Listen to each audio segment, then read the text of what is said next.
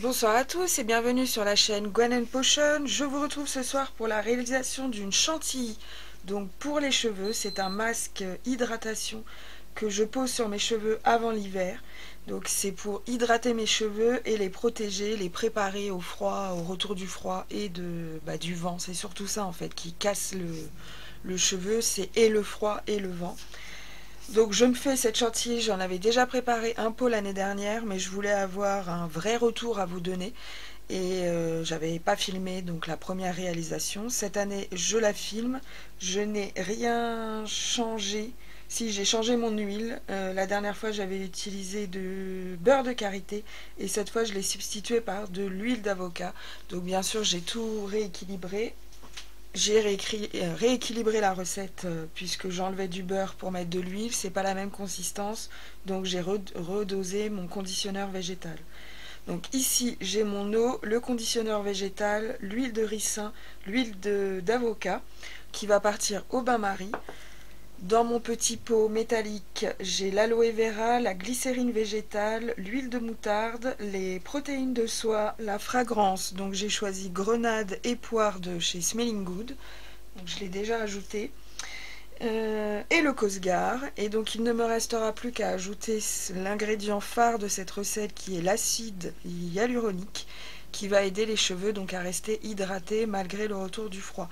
Donc je commence à l'appliquer au moment de la publication. J'ai commencé l'année dernière les 2 premières semaines d'octobre et là j'ai déjà commencé, donc je vous poste cette vidéo le 7 et j'ai commencé le premier week-end d'octobre. Donc c'est une chantilly, je vais la battre une fois qu'elle sera mélangée. Donc cette partie-là part au bain-marie, je la laisse refroidir. Ensuite j'ajoute cette partie, je relaisse refroidir. Je viendrai peut-être ajouter l'acide hyaluronique dans le fond, pas tout mettre, garder un petit peu pour essayer de mélanger parce qu'il fait vraiment à chaque fois des blocs. Donc c'est plus la boîte originale, hein. Celle-là c'est une très vieille. Utilisée de préférence avant mars 2020, donc elle est très vieille. Maintenant on les reçoit en petite pochette craft. Ça fait toujours des grumeaux. Donc j'essaye de la passer dans une petite passoire, un petit tamis, et ensuite, je sais même plus si c'est eau ou il aurait peut-être fallu que je la mette dans l'eau. On verra, on l'ajoutera en tout cas au dernier moment pour que rien de chaud ne vienne l'abîmer. Donc je mets ça au bain-marie et on se rejoint d'ici une dizaine de minutes. A tout de suite. Je vous retrouve avec la recette donc qui a travaillé dans le bain-marie. Je vais venir la mélanger avant qu'elle refroidisse de trop.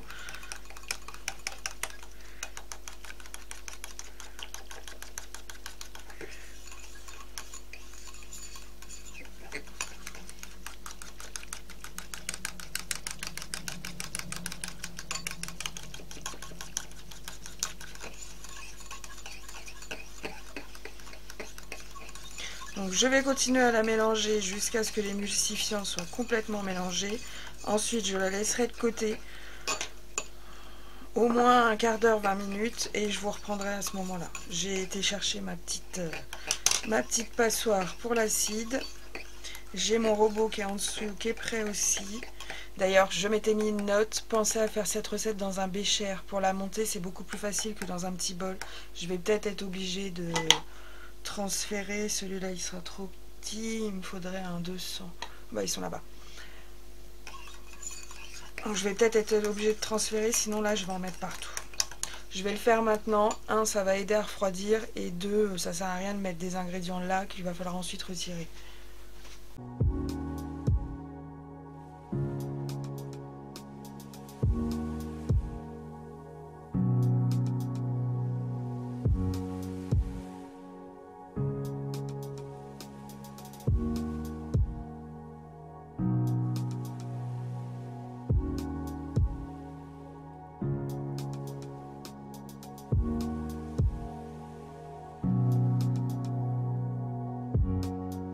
Voilà, donc pendant que ça refroidit, on va venir s'occuper de l'acide hyaluronique.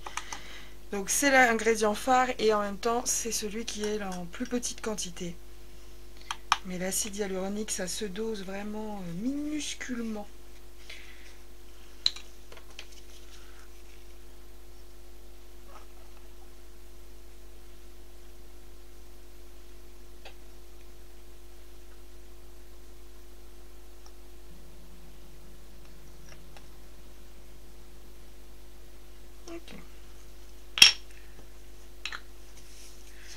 Avec le couteau, je viens gentiment le faire tomber.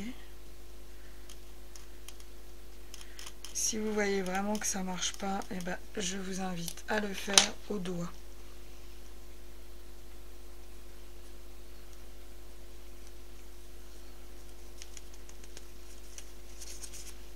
Voilà.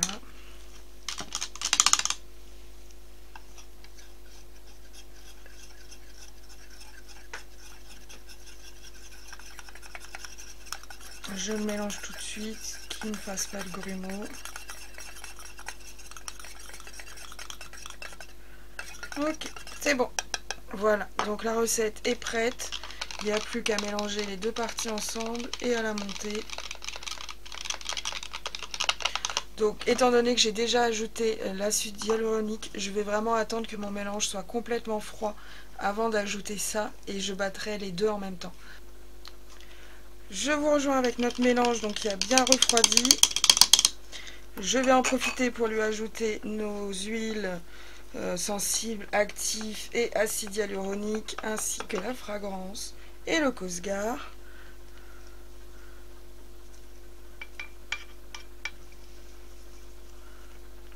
Ça a fait une espèce de petite gelée avec l'acide hyaluronique. Et la fragrance est vraiment délicieuse. Ça a parfumé tout le labo. Enfin, le labo. Mon humble atelier.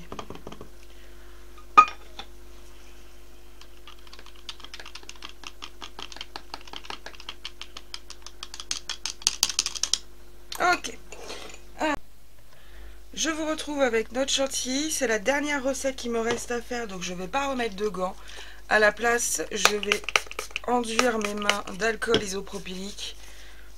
En mettre bien des deux côtés.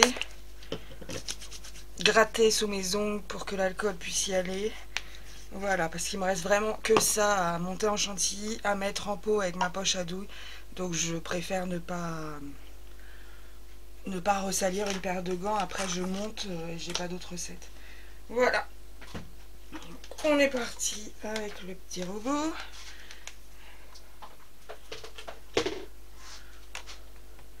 Qui se met là. Ok.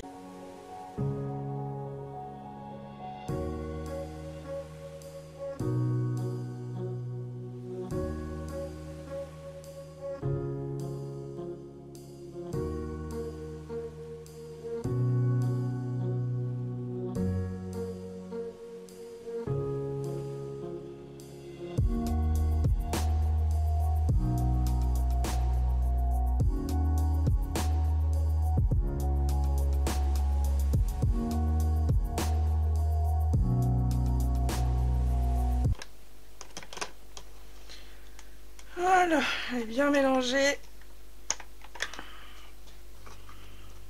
Par contre, l'année dernière, elle était un chouïa plus épaisse.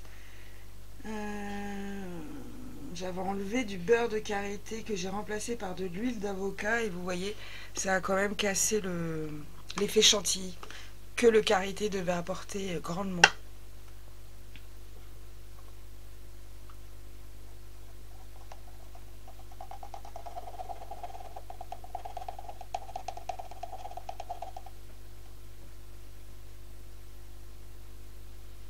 Ça sent la grenade et la poire, mais pas dans le sens gourmand, mais plutôt dans le sens de propre. Je ne sais pas si vous allez comprendre.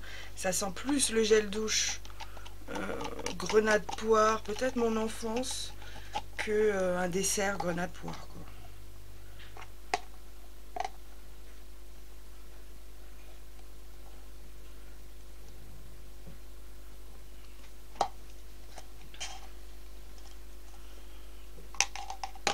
Voilà, donc si vous avez des questions, n'hésitez pas. Je suis également disponible sur Instagram, Facebook et TikTok.